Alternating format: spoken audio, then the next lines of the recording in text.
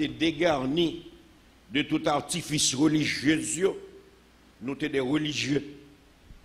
À la l'aide de leur religieux. Ou une esclave, doctrine humaine, et puis on passe sur la voie du salut. Il n'y a pas besoin de rouler chapelet avant de rencontrer le Seigneur. Avant de venir comprendre que Dieu est esprit. Il faut que ceux qui l'adorent en esprit et en vérité. So, j'aime des gros petits monde aimé, un petit monde dans son catholique. Pas de problème sur ce catholique, religion, pas un problème. Parce que je comprends pas là, bien qu'à de l'école, mais maman toujours met une barrière, comme si c'est maman. Pas qu'on a fait bon Dieu trop bien, non, c'est maman. Mais là, on a fait Jacob et des petites filles. On les divise de Saint-Pierre à monter. Monter Saint-Pierre, malgré les regarde moi dit mon dans deux mais nouvelles devant un petit carré papier qui marqué Jésus de Prague. Moi dit Jésus de Prague. C'est la première fois que je me dis ça, Jésus de Prague. Je dis mais ça que Jésus de Prague là. Nous avons son seul Jésus nous gagne le fait à Nazareth. Et puis mon chagrin prend. Vous connaissez seule satisfaction, c'est que je dis à la femme d'accepter Jésus-Christ comme sauveur personnel. Jésus de Prague. Mais Satan qu'on barre l'esprit mon net, oui. Nous avons un bon patron. Et puis patron c'est catholique. Ah, moi il me dit catholique là. Il est religieux. Et bien, le monsieur faut seule discussion avec moi parce que mes évangélisons petite là, et petite là d'accord pour le baptiser. Et bien, monsieur relève moi. Monsieur dit, je ne sais pas qui de l'eau fait la petite moi. Je grandis petite moi dans la religion, regarde ça fait. Je révoqué, je n'ai révoqué. Je dis patron, on va me deviner travailler avant. Bon Dieu, de qu'on prend soin de moi. Je ne vais pas travailler avant pour l'éternité, non. Après, je ne vais pas travailler avant encore, bon Dieu, prend soin de moi. Je vais connaître deux bagages avant matin là. Premier bagage, c'est un bon patron. Deuxième bagage, trop bon pour les chrétiens. Sous sérieux, c'est pour ta faire même un petit toi.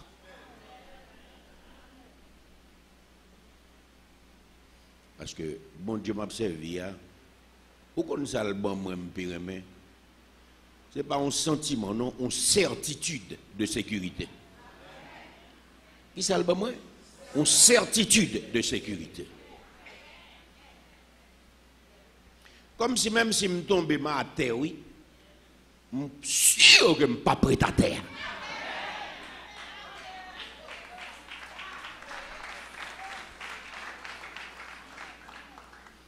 Et puis, je me dis, bon Dieu, merci parce que je comprends ça. Lorsque je dans une dimension, ça, ou pas prendre un chantage. Mon bak à craponner, ou pas achetable. Parce qu'on ne pas un prix. Pour qui ça? Parce qu'on a une garantie totale.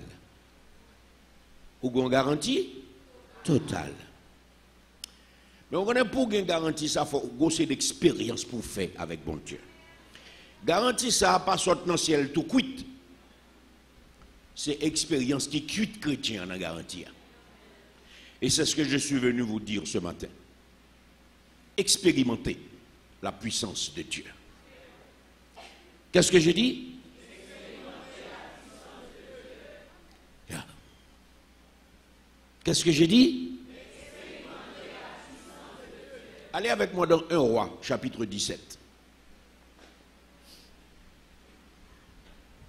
Eftali.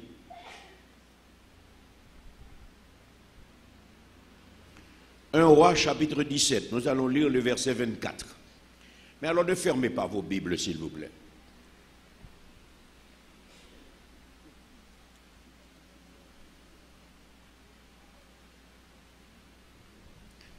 « 1 Roi, chapitre 17, le verset 24. Je voudrais que tout le monde puisse manger avec moi la parole de Dieu ce matin. 1 Roi 17, le verset 24. Je peux lire pour vous. Et la femme dit à Élie, je reconnais maintenant que tu es un homme de Dieu. et que la parole de l'Éternel dans ta bouche est vérité. C'est merveilleux ça, hein? Je reconnais quand? Maintenant. Que tu es quoi? Un homme de Dieu. Et que la parole de qui? De l'Éternel dans ta bouche est vérité. Lisez le verset pour moi, s'il vous plaît.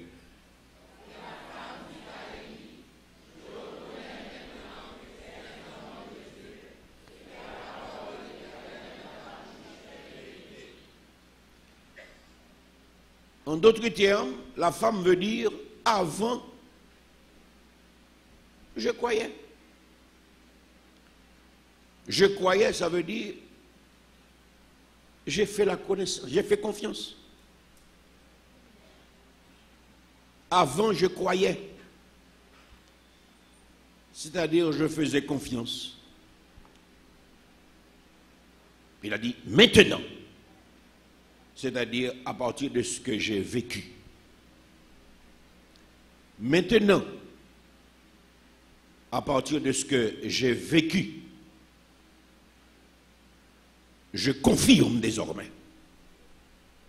Je confirme désormais. Voyez la progression de la foi. Que tu es réellement un homme de Dieu. Qu'est-ce qu'elle veut dire? Beaucoup parlent de la part de Dieu, mais communiquent leur propre volonté. Beaucoup parlent de la part de Dieu, mais communiquent leur propre désir. Et il y en a même des places où les volontés des pasteurs font les lois. C'est comme si la femme voulait dire à Élie, ils ont trompé plein de monde, et ce qu'on attendait de leurs paroles n'arrivait pas. Elle a continué pour dire, mais toi, maintenant, je reconnais et j'atteste que la parole qui sort de ta bouche est la parole de l'Éternel. Cette femme, dans cette déclaration, déclare avoir fait un progrès extraordinaire. Je reconnais maintenant seulement, que tu es un homme de Dieu, que la parole de l'Éternel dans ta bouche est vérité. Ce matin, comme je viens de vous le dire, le titre de notre message, c'est « Expérimenter la puissance de Dieu ». Quel est le titre?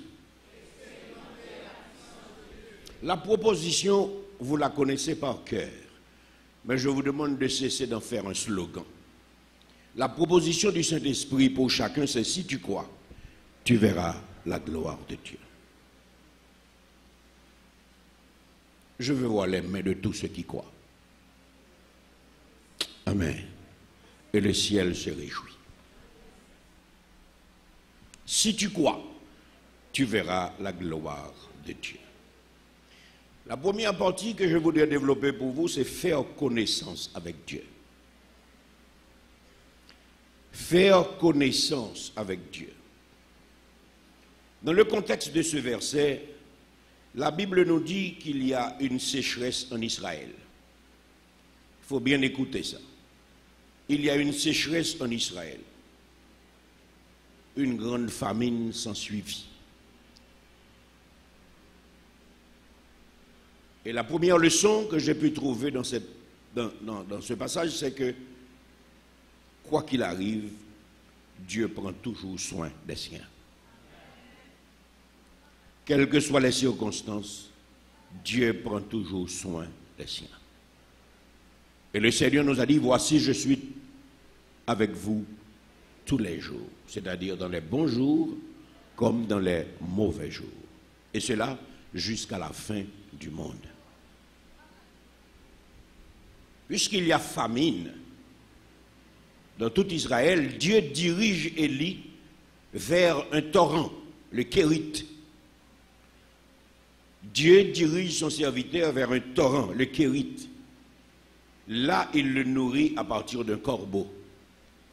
Je ne vais pas prêcher le corbeau ce matin, puisque toutes les églises du monde connaissent cette histoire du corbeau. Mais je vous le dis pour vous faire voir simplement que Dieu, il a des voix qui ne sont pas nos voix. Quand vous l'attendez en haut, il arrive en bas. Parce qu'il est Dieu. À cause de la sécheresse, le torrent sécha. Beaucoup de gens accordent beaucoup d'importance à ce qu'ils possèdent.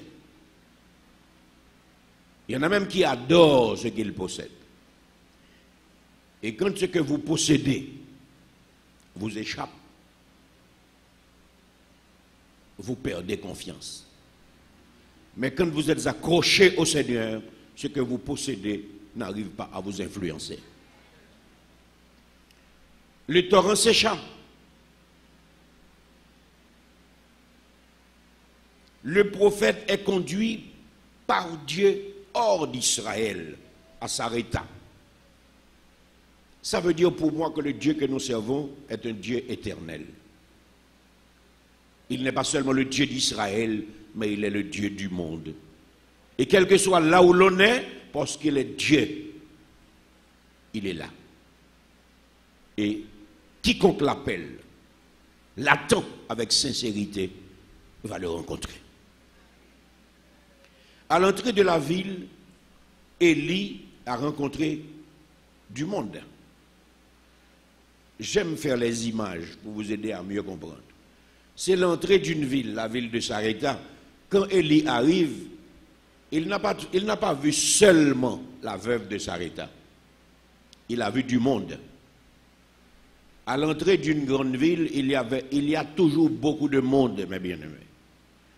Et il y a de tous les genres, des riches, des moyens, des pauvres, des mendiants, des sales, des propres, des savants, des ignorants. À l'entrée de la ville, il y avait beaucoup de monde. Élie s'est adressé parmi tout ce monde à la veuve. La Bible nous parle de la veuve de Sarepta. N'a même pas dit son nom. Pourquoi tout ce monde-là et Élie est allé directement vers la veuve? Parce que Dieu lui avait dit, vous allez trouver une veuve à Sarepta. Mais comment distinguer la veuve parmi tout ce monde? Je veux seulement attirer votre attention. Cette veuve était une femme anonyme, pauvre, relativement jeune, qui avait perdu son mari. Elle était relativement jeune et elle a perdu son mari. Cette femme était une abandonnée. Parce qu'à l'époque, les femmes ne faisaient pas partie des statistiques. Quand vous êtes veuve, vous êtes immédiatement pauvre. Parce que les femmes ne travaillaient pas effectivement à l'époque. Et s'il n'y avait pas une prise en charge, cette femme devait être littéralement pauvre. Élie s'approche de cette pauvre veuve relativement jeune et Élie lui a dit, veux-tu me donner à boire? Qu'est-ce que Élie lui a dit? Veux-tu me donner à boire, s'il te plaît? Et la femme lui donna à boire. Et la femme lui donna à boire. Qu'est-ce que ça vous rappelle? Ça me rappelle d'abord Eliezer, le serviteur qu'Abraham avait envoyé pour chercher Rebecca, la femme d'Isaac. Eliezer avait demandé de l'eau à Rebecca. Jésus avait demandé de l'eau à la femme samaritaine.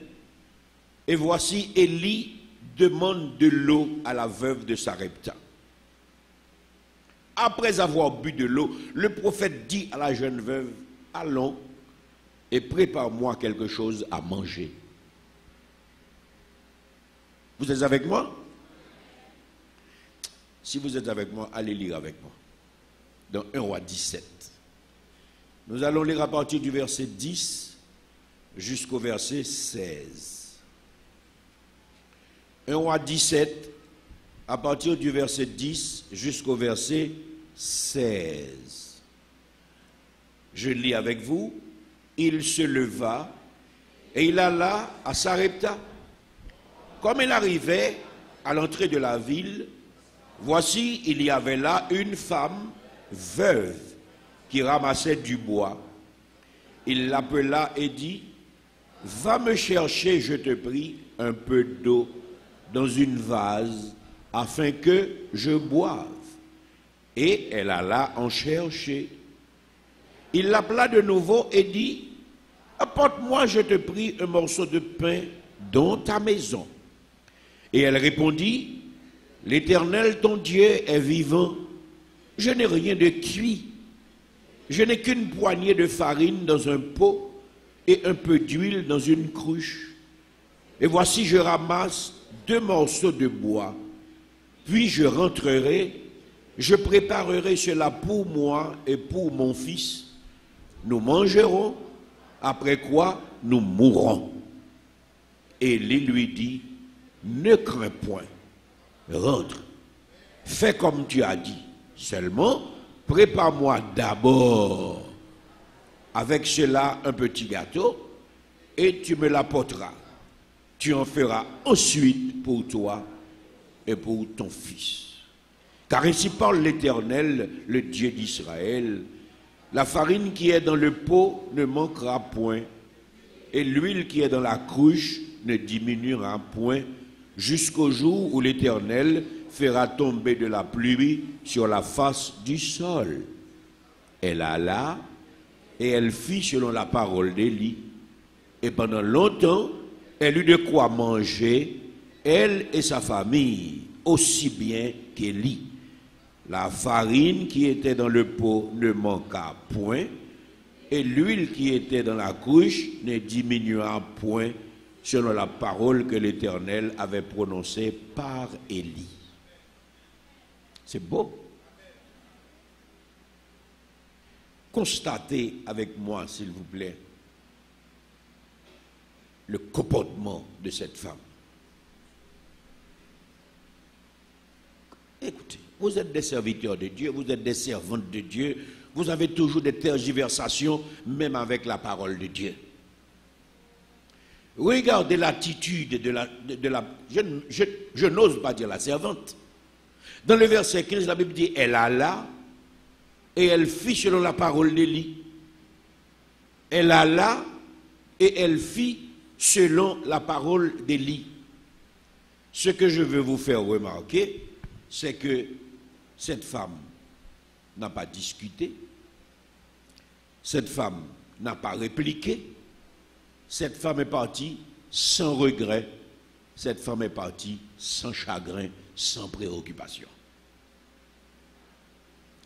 Et ce matin, je vous dis, voici les conditions pour voir la gloire de Dieu en œuvre dans chaque vie chrétienne.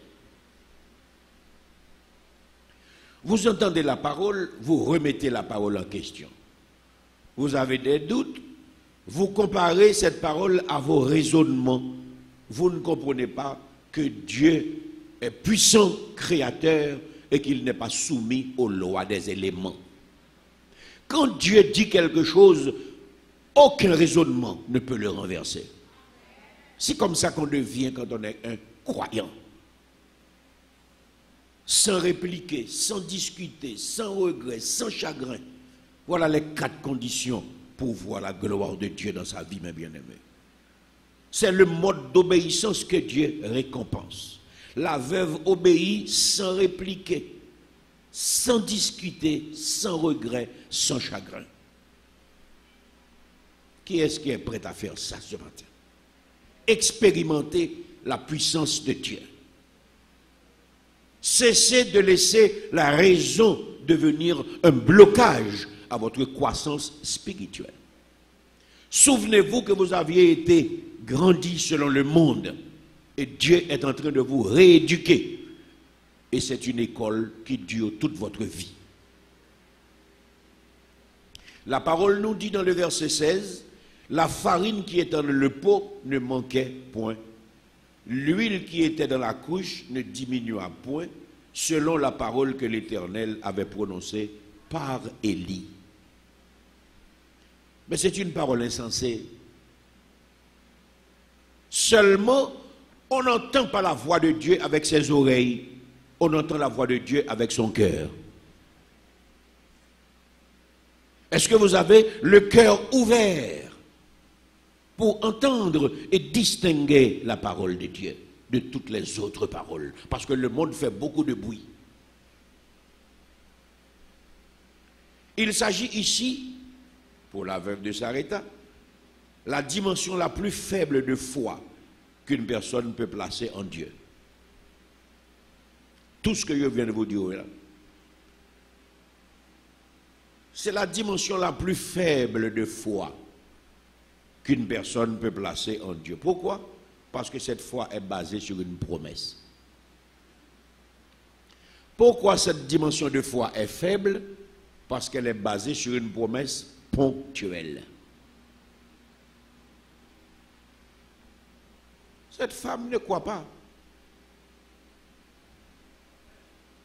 Cette femme ne croit pas. Mais après tout, elle ne risque pas grand-chose. Parce qu'après avoir mangé la farine et le pain, après elle va attendre de mourir. Et comme on lui apporte une parole d'espoir, elle s'accroche à cette parole. Mais cette femme ne croit pas, effectivement. Elle espère. Et si c'était vrai? Et s'il avait raison? Elle a couru le risque. Après tout, après avoir mangé ce que je possède, je vais mourir. Autant courir le risque. Si ça marche, ça marche. Elle a servi Élie et puis elle attend.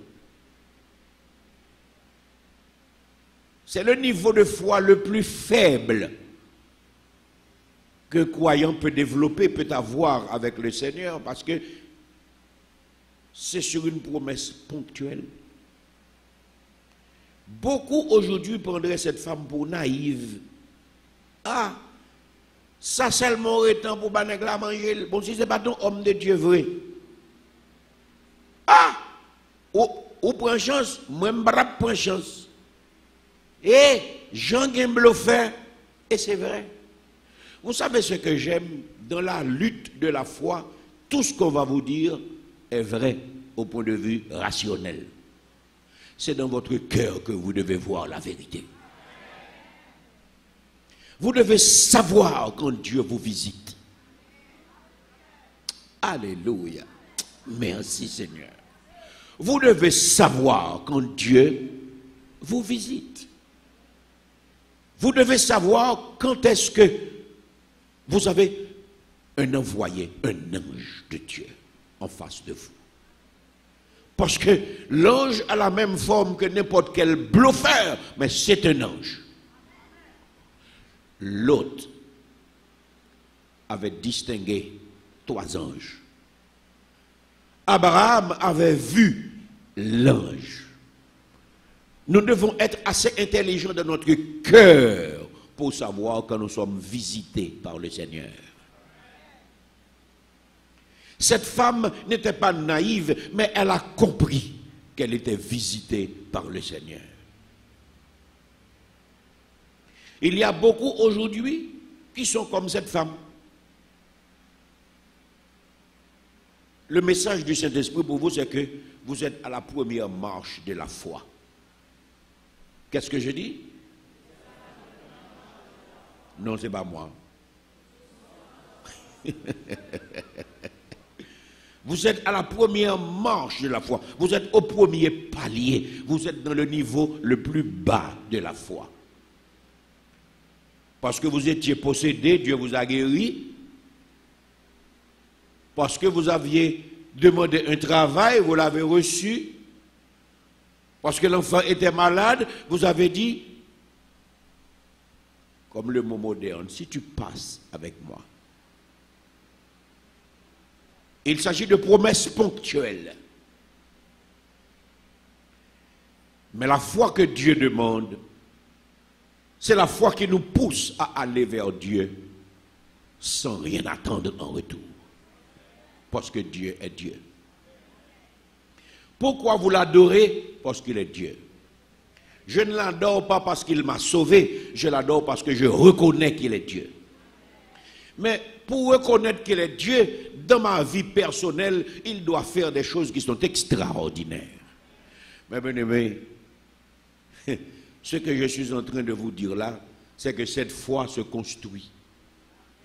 C'est que cette foi se bâtit. C'est avec beaucoup de difficultés qu'on arrive à avoir cette foi. Il faut du temps pour avoir cette foi. Et voilà pourquoi je vous dis, expérimentez la puissance de Dieu. Vous avez peur des problèmes, vous avez peur des difficultés. Moi, je vois des membres de Mahalaleel pleurnicher dans cette situation difficile que Haïti est en train de traverser. Quand ta pays, quand ta pays, quand les gens qui voient là, on vivent, ils vont qu'à vivre, mais ça me garde ça, wow, il y a fait pour les pays, mais pas capable. Et puis tout le monde a parlé en pile.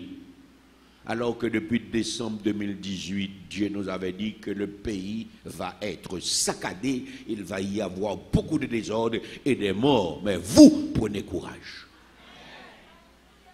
Le message était trop clair pour entendre des fidèles de Mahalaleel gémir comme vous gémissez. Et vous me rappelez Moïse dans le désert. Et le Saint-Esprit vous aime beaucoup parce qu'il vient ce matin avec ce message d'espoir pour vous.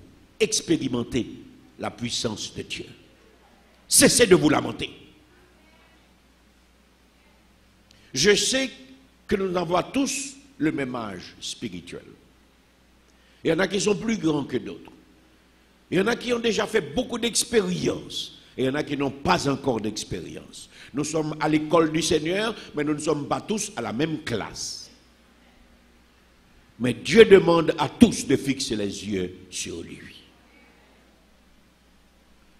Et ce que vous êtes en train de vivre, c'est une expérience extraordinaire qui va vous faire changer de classe. Mais si vous ne restez pas tranquille entre les mains de Dieu, vous risquez de doubler la classe. Il n'y a pas de la pression. Hein? Cette femme va vivre une expérience qui va aguerrir sa foi. Chacun de nous, nous avons besoin d'une expérience qui nous pousse à grandir. Mais bien aimé, on ne grandit pas dans la facilité. Qu'est-ce que j'ai dit?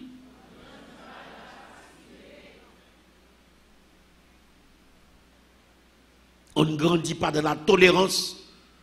On ne grandit pas dans la facilité. On grandit dans l'amour à travers les défis. Il faut des défis. Chaque fois que vous relevez un défi, vous franchissez un pas en plus vers la victoire. Ce sont les battants qui réussissent. Dieu va envoyer des épreuves. C'est des examens. Ce que j'aime avec lui, parfois, il envoie l'épreuve. Il reste en silence pour voir qu'est-ce que l'élève avait appris dans les bons temps. Une épreuve n'est pas une tentation. Dieu ne tente jamais personne. Mais Dieu éprouve ses enfants. Parce que c'est sa méthode pour votre croissance spirituelle. C'est sa méthode pour bâtir votre foi. Cette femme va vivre une expérience qui va aguerrir sa foi.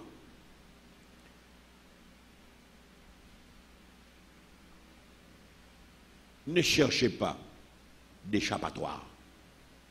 Traversez l'épreuve. Wow! Wow! Ne cherchez pas d'échappatoire. Traversez l'épreuve. Tu marcheras sur le lion et sur l'aspic. Tu fouleras le lionceau et le dragon. Tu n'iras pas te cacher dans les rochers, car c'est l'Éternel, ton roc séculaire. Et c'est là aussi que nous comprenons que Dieu compatit aux faiblesses de ses enfants. Comprenons aussi que ces exemples doivent nous porter à grandir. Si vous courez, vous n'allez pas grandir. Vous devez affronter. Vous vous souvenez des Horaces et des Curias? Quand le commissionnaire a dit aux vieux que les Horaces ont été vaincus, Deux sont morts et le plus jeune s'est sauvé parce qu'il n'a pas eu assez de courage pour affronter la lutte. Le vieillard s'est indigné et le commissionnaire lui a dit, mais que voulez-vous qu'il fît contre toi? Le texte nous dit qu'il mourut. Qu'il mourut. Qui est-ce qui est prêt à se risquer pour Dieu? Sans condition. Mais il n'y a pas de plaisanterie, non, dans le Seigneur. Il va délivrer. Il va donner des victoires. On parlera de la veuve de Sarepta longtemps parce qu'elle avait affronté cette difficulté. Et vous, quelle est la difficulté que vous avez à affronter? Vous êtes en train de courir ou bien votre comportement sanctifie le nom de votre Dieu? L'enfant de la veuve, sa seule consolation, la raison de sa vie, tombe malade et meurt. Une femme relativement jeune et veuve, pauvre, qui avait un enfant comme son espoir et sa consolation, l'enfant tombe malade et meurt alors qu'elle est en train de recevoir un homme de Dieu dans son foyer, dans sa vie. Dans le cœur de cette veuve et dans son esprit, c'est le désarroi. Dans sa tristesse, elle oublie la promesse de la farine et de l'huile qui a été accomplie. Elle oublie, tout comme Israël a oublié dans le désert et a demandé à Moïse, s'il n'y avait pas de tombe en Égypte, pourquoi tu nous emmènes dans le désert pour mourir de faim? Ils ont oublié le passage de la mer Rouge. Mais les peuples en général sont ingrats. Mais Dieu est fidèle. On dirait que la présence même du prophète est devenue un handicap. La femme ne peut pas regarder le prophète sans être indignée. Et dans le verset 18 de 1 à 17, cette femme dit à Élie, qu'y a-t-il entre moi et toi, homme de Dieu? Es-tu venu chez moi pour me rappeler le souvenir de mon iniquité et pour faire mourir mon fils? Imaginez le mépris, la haine et la colère qui sont dans la voix de cette femme. Qu'y a-t-il entre moi et toi? Es-tu venu chez moi pour me rappeler le souvenir de mon iniquité, pour faire mourir mon fils? En d'autres termes, es-tu chez moi pour me juger? Es-tu là comme étant mon juge? Es-tu là pour me punir à cause de ma vie passée? Est-ce toi l'auteur de la mort de mon fils? Es-tu l'objet de mon châtiment? Tout l'amour et toutes les prévenances sont changés en haine. Parce que la femme est devant une situation qui la dépasse. Et moi je vous dis ce matin, dans nos douleurs, dans nos peines, dans nos misères, dans nos impatiences, nous aussi, nous pensons mal. Nous parlons mal, nous agissons mal. Ce n'est pas sans raison que nous chantons à Mahalaleel. Mais si bon Dieu, pas gagner compassion, qui côté taillé, en bas griffe Satan, nous t'a tombé. Parce que quand nous sommes dans la difficulté, nous disons n'importe quoi. Nous faisons n'importe quoi. Nous oublions cette parole qui nous dit, quand je marche dans la vallée de l'ombre et de la mort, je ne crains aucun mal, car tu es avec moi.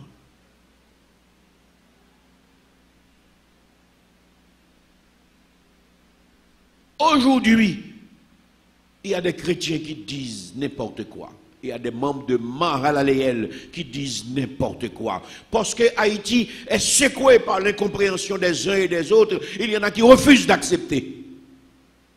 d'adorer le Seigneur. Il y en a qui sont incapables de prier. Il y en a qui ne trouvent pas de mots. Il y en a qui se laissent aller au découragement.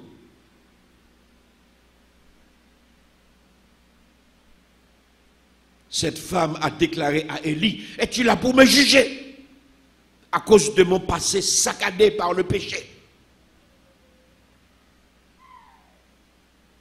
Dans la réalité aujourd'hui, le Saint-Esprit dit pas seulement à vous qui êtes à Mahalaléel, mais à tous nos internautes que nous aimons, même si nous ne les voyons pas encore. On se verra au ciel si vous êtes dans le Seigneur. Cessez de pleurnicher. Les difficultés que vous avez en diaspora ne sont pas plus grandes que la grandeur de Dieu. Cessez de vous pleurer et de vous lamenter. Cessez de déraisonner. Le Dieu que vous servez est fidèle. Il agira.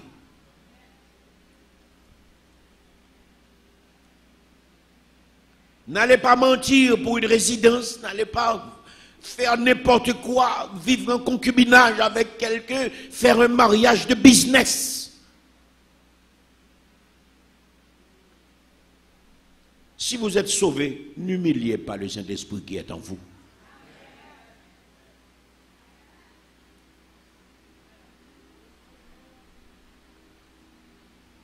Et si vous êtes en Haïti et que vous êtes en train de traverser des moments difficiles, sanctifiez la parole de Dieu par votre comportement.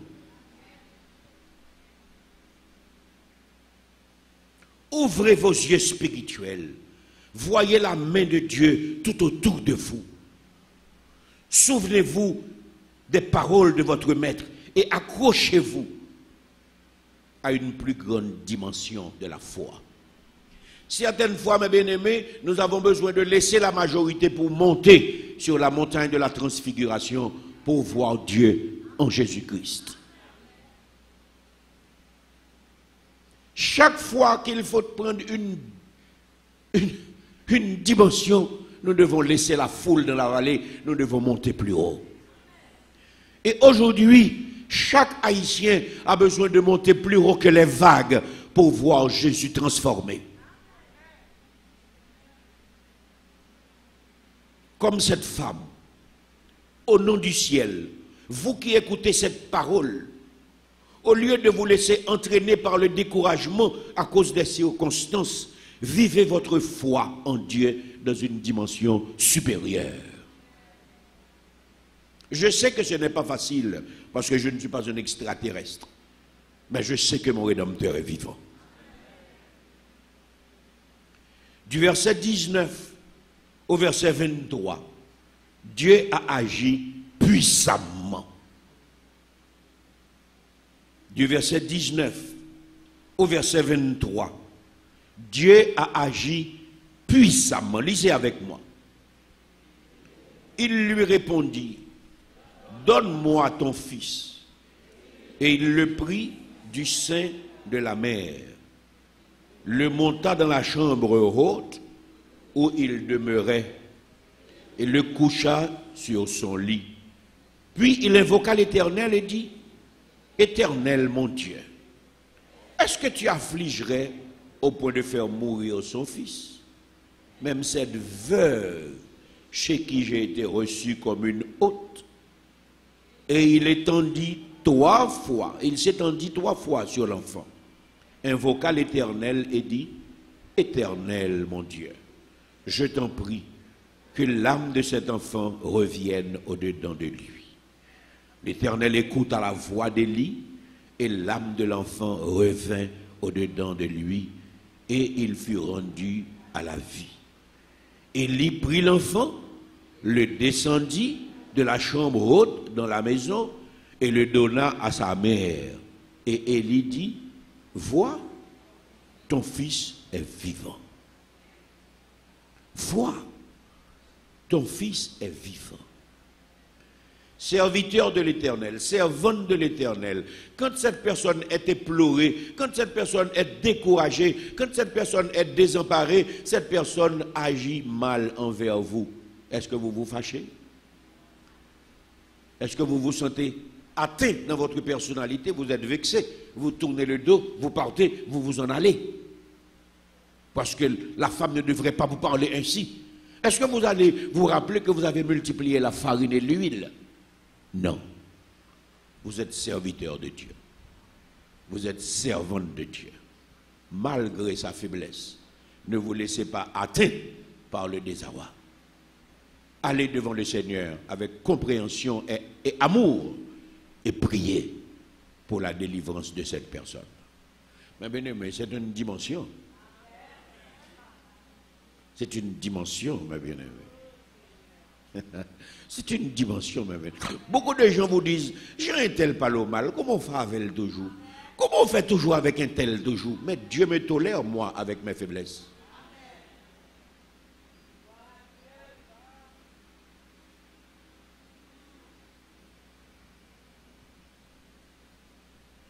Dieu a agi puissamment. Et après avoir expérimenté cette chose, parce que l'enfant qui était mort est maintenant dans les bras de sa maman, et la maman réalise que l'enfant est vivant. C'est alors que le verset 24 entre en question. Et la femme dit à Élie, je reconnais maintenant que tu es un homme de Dieu et que la parole de l'Éternel dans ta bouche est vérité.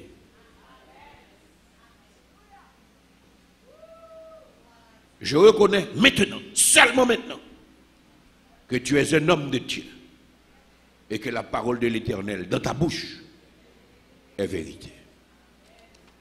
Merveilleux. Ce Dieu, désormais, n'est pas seulement le Dieu d'Élie, mais c'est aussi le Dieu de cette femme. Là, elle reconnaît la parole de l'Éternel et non la parole d'Élie. Dans le verset 24, elle reconnaît la parole de l'Éternel et non la parole d'Élie. Je vais vous inviter à comparer le verset 15 et le verset 24 pour voir la progression de la foi. Dans le verset 15, la femme a dit, lisez avec moi, elle alla et elle fit selon la parole d'Élie. Qu'est-ce qu'elle fait? Elle alla et elle fit selon la parole d'Élie. Est-ce qu'il y a question de l'Éternel? Dans le verset 24, qu'est-ce qu'elle dit? Je reconnais maintenant que tu es un homme de Dieu et que la parole de l'Éternel dans ta bouche est la vérité. Dans commentaire biblique contemporain écrit par 70 théologiens africains sous la direction du docteur Tokunbo Adeyemo.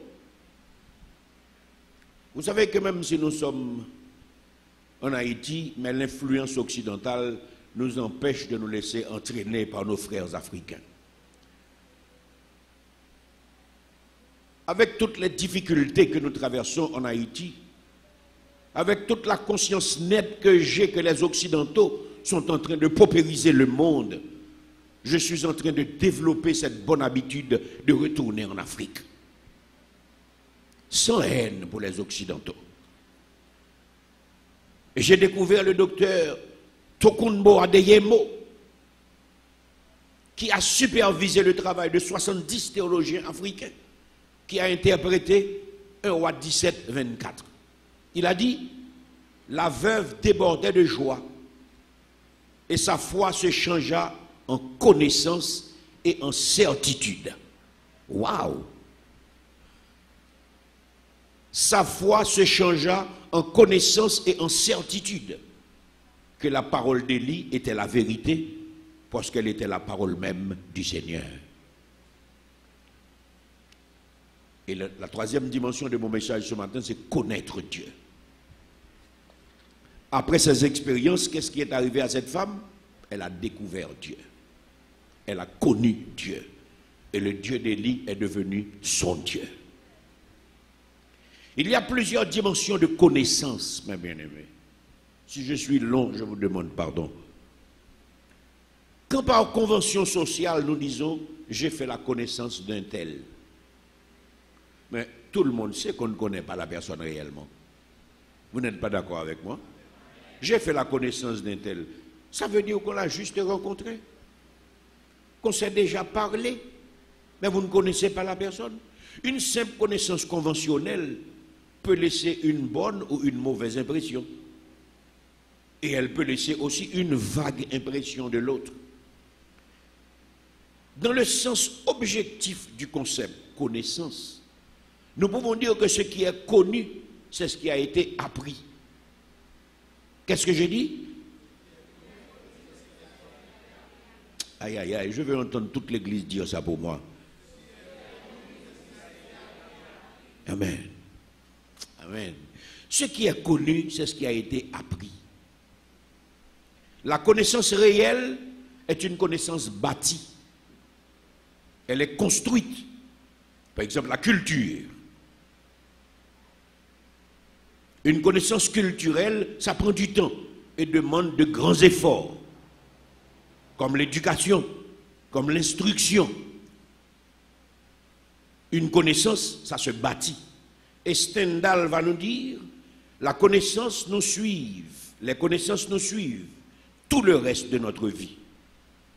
Nous sont toujours utiles et quelquefois nous consolent de bien des peines. Dixit Stendhal. Connaître Dieu, ma bien-aimée, c'est l'avoir expérimenté. Qu'est-ce que j'ai dit? Le message de ce matin, c'est apprenez à connaître Dieu par l'expérience. Apprenez à connaître Dieu par l'expérience parce que les situations nous donnent une opportunité. À travers ce qui est extraordinaire, à travers ce que personne ne peut faire, à travers l'incompréhensible, nous pouvons découvrir la présence de Dieu, la puissance de Dieu. Mais nous devons vivre comme des croyants. Je suis en train de vous expliquer que Abraham a cru quand Dieu lui a dit « Pars de ton pays, loin de ta patrie, je ferai de toi une grande nation. » Genèse 12. Je ne vais pas le prêcher. C'est un beau message qui prendrait au moins 3 heures. Un homme qui est bien dans son milieu, une voix d'une personne qu'il ne voit même pas lui dit « Pars de ton pays, loin de ta patrie. » Il ne lui a pas dit de prendre quoi que ce soit. Il a dit « Je ferai de toi une grande nation. » Genèse chapitre 12. Abraham a cru, il est parti. Abraham a continué à croire quand il avance en âge. Sarah, sa femme, est vieille et ménopausée. Tu seras le père d'une grande nation. Il est vieux, sa femme est déjà ménopausée. Mais quelle est cette promesse? Il a continué à croire sans broncher. Abraham a continué à croire quand Dieu lui a dit d'offrir Isaac en sacrifice, fils tardif, unique. Il a pris l'enfant, il est parti sur le mont, oui. Waouh! Je ne prêche pas. Abraham est devenu le père de la foi. Vous voyez, Dieu demande beaucoup, mes bien-aimés. Est-ce que ce que vous donnez est assez? Répondez-moi. Job a fait une expérience difficile dans la foi. Il s'est plaint. Il a pleurniché jusqu'à maudire le jour de sa naissance. À la fin de son épreuve, il a éprouvé de la honte. Il s'est repenti. Et dans Job 42, versets 5 et 6, il a dit, mon oreille avait entendu parler de toi, mais maintenant mon œil t'a vu. C'est pourquoi je me condamne et je me repens sur la poussière et sur la cendre. Mes bien-aimés, la vie de la foi aguerrie mène à une grande connaissance de Dieu. Une connaissance qui nous pousse à ne jamais broncher malgré les circonstances. À continuer à croire que ce que Dieu a dit, il va le faire. Tenez-vous bien. Je suis venu vous dire ce matin que les Occidentaux ont édifié un système esclavagiste. Leur seul but était de voler les richesses de l'Afrique, richesses culturelles, richesses académiques, richesses matérielles. Ils ont édifié une théorie, l'esclavage, qui a perduré environ 430 ans. L'histoire du monde retient aujourd'hui que Saint-Domingue, la première colonie esclave à avoir révolté et tenir pendant 12 ans contre l'esclavage, a renversé la vapeur. De 1791 à 1803, les va-nu-pieds de Saint-Domingue, les bossals, ils ont renversé toutes les situations. Cette colonie est devenue la première république noire indépendante du monde. Haïti est le fondateur du panaméricanisme. Nous avions été l'exemple du monde parce que le monde n'a pas accepté cette prouesse, il nous a bafoués et aujourd'hui l'Haïtien a honte de lui-même. Parce que nous avions été baragouinés par des fausses vérités. Nous avons développé un complexe. Je rappelle que nous sommes le premier pays à instituer une démocratie moderne dans le monde pour avoir campé une société d'égalité en renversant les rapports maîtres et esclaves. En 1791, ne laissez pas les gens vous berner. La prière de Boukman était éternelle. Toi qui as fait le ciel, la terre, la mer, les éclairs, guide nos bras vers la victoire. Je regrette que nous sommes en train d'étudier une histoire d'Haïti écrite par des vaincus et des ennemis de la nation qui ne vous disent jamais la vérité. Boukman n'était pas un Ougan. Boukman était un islam. Boukman n'était pas un Ougan.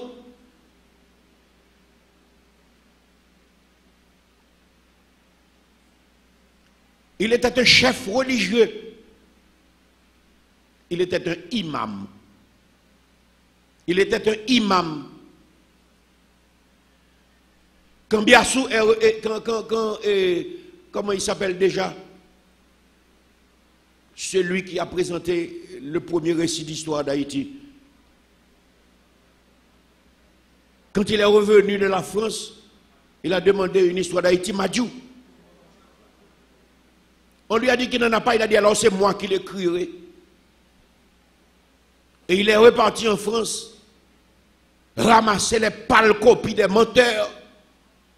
Il est revenu nous dire des choses qui n'ont rien à voir avec la vérité. Si vous avez besoin de connaître de Boukman, allez en Jamaïque, allez en Angleterre. Boukman était un imam.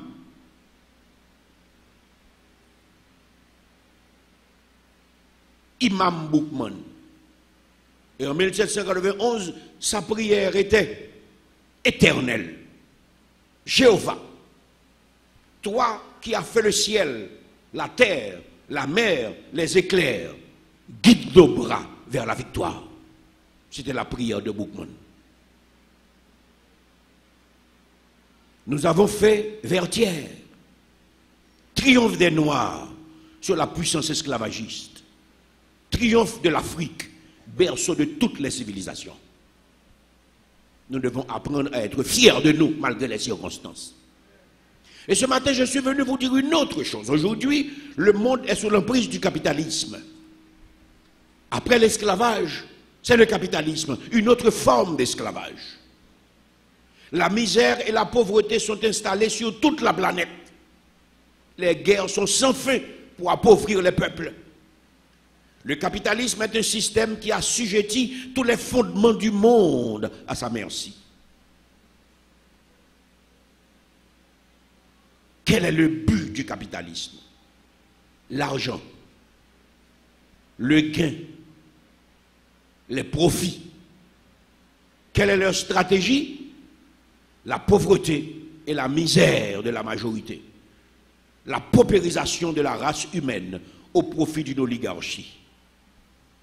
Et la guerre, sous toutes ses formes, particulièrement aujourd'hui, la guerre biologique. Nous mangeons du poison.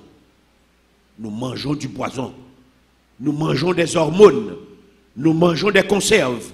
Nous ne savons pas ce que nous mangeons. Rien n'est bio. Et les laboratoires font leur beurre. Aujourd'hui, les laboratoires de produits pharmaceutiques font plus d'argent que les industries d'armes. Parce que la guerre n'est plus conventionnelle. La guerre est biologique. La guerre est bactériologique. Il faut finir avec la majorité. Voilà, Haïti est en plein cœur de ce grand combat aujourd'hui sur la survie du monde. Nous parlons de changement de système. Nous parlons de changement de système. Et moi je vous dis, vivez la puissance de Dieu. Expérimentez la puissance de Dieu. Expérimentez la puissance de Dieu. Il faut changer ce système. Ce que vous voyez en Haïti est installé dans le monde entier. Et pendant que nous parlons, il y a des pays qui sont sous des bombes. Nous sommes sous les barricades et sous les fatras. Il y a d'autres pays qui sont sous les bombes. Tout cela est dirigé par les mains d'une oligarchie mondiale. Il ne faut pas vous mettre en tête que ce sont seulement les délinquants haïtiens. Ce sont des délinquants du monde qui sont en train d'assassiner le monde. Et voilà Haïti, sans trop comprendre, est en train de dire non au système. Ce n'est pas non à n'importe quoi. Il ne s'agit pas de changement d'individu. Il ne s'agit pas de changement de régime. Il ne s'agit pas de changement de gouvernement.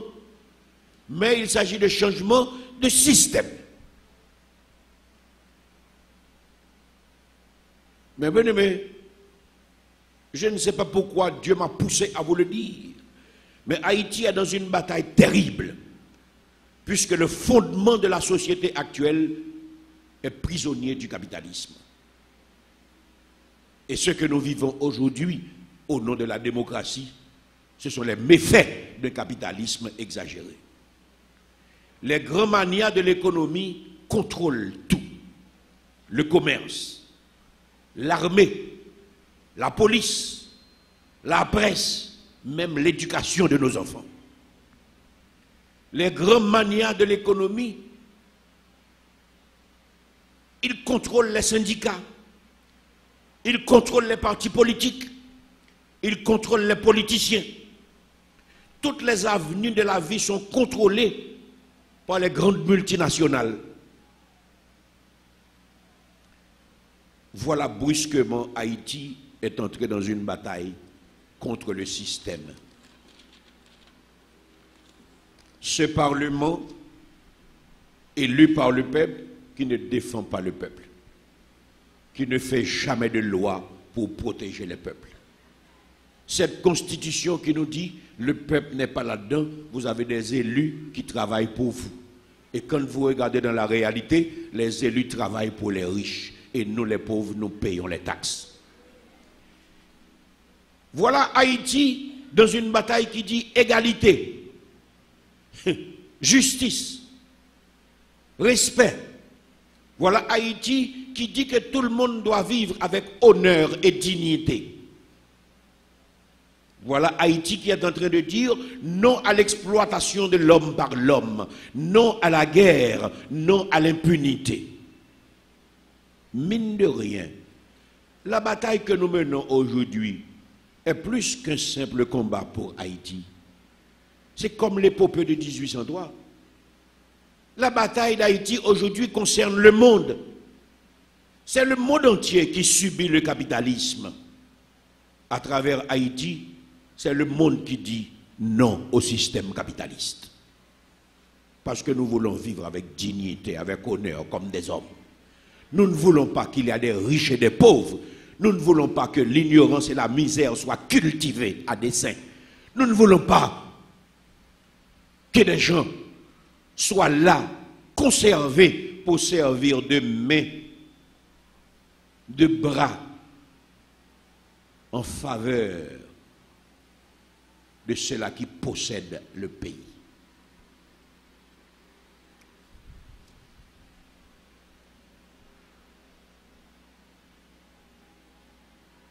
Quand les fondements sont renversés, le juste, que ferait-il? Et ce matin, je vous dis, même si nous sommes petits, même si nous ne sommes rien devant cette multitude nombreuse et puissante, continuons à nous battre pour ce changement. Ce n'est pas le cheval qui donne la victoire au cavalier. Celui que nous servons s'appelle l'Éternel fort et puissant. L'Éternel puissant dans les combats.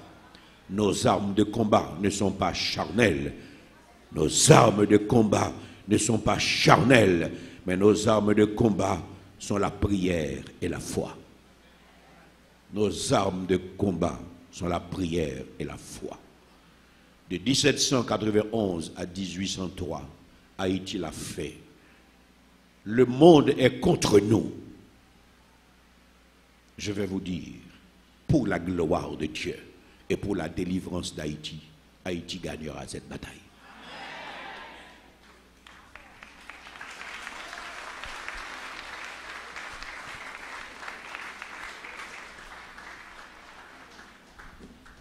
Je mets debout pour terminer.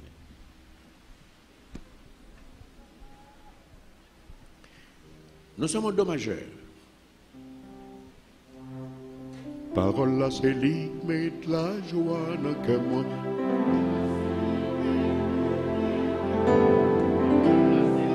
Qui sous toute la vie moi. Parole là. Encore. Parole là, c'est lui, met la joie dans le cœur. Parole là, c'est lui, met la lumière dans moi. Parole là, c'est lui, qui sous toute la vie moi. Parole là. C'est puissance parole là dans nos soleils, avec la lune, à toutes étoiles en haut dans le ciel là pour raconter merveille mon Dieu.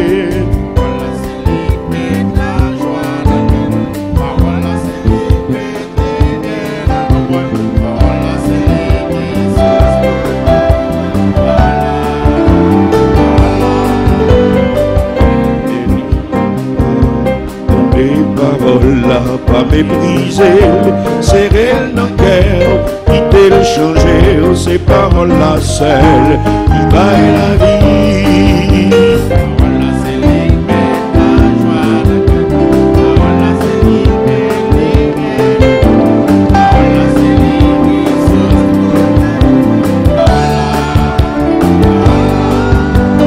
Gagnons le va vivre pour toute bagaille.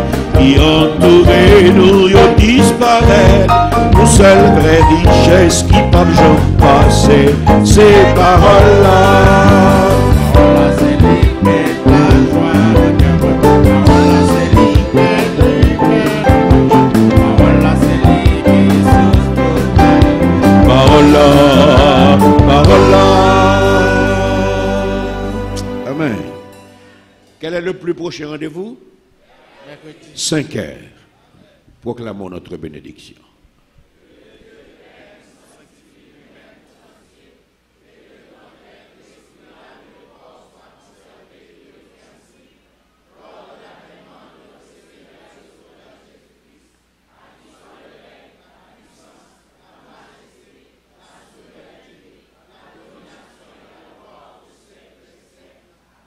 Allez, passez une bonne semaine en Jésus et à mercredi.